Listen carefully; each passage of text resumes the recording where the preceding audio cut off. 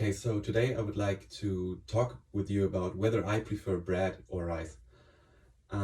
Together with this, I prepared a little presentation that you can see right here.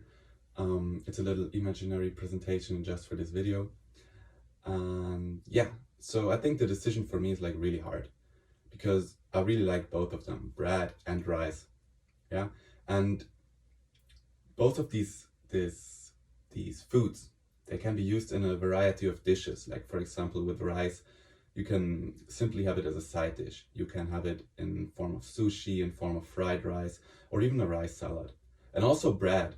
Bread comes in so many different forms and flavors, and it's also a big variety within breads and also for the different countries. Yeah, but if I had to choose, if I had to make a decision, for example, for the rest of my life, I think I would go for bread because bread in general is just so simple. You can make a very delicious meal by just adding or like just choosing the perfect toppings and adding some side dishes. For example, what I really enjoy is like kind of a French dish. I really enjoy eating baguette simply with a plate of cheese and grapes or some salami and some olives together with a nice wine. I really love that. I could eat that every day. And another reason why I think that I would prefer bread over rice is just a tradition.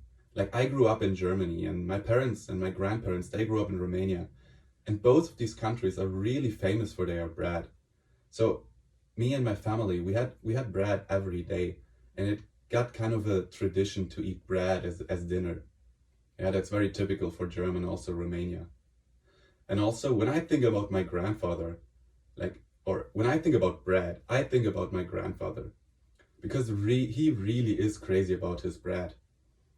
And you probably know the situation when your parents or your grandparents fight over little things. They fight over little things.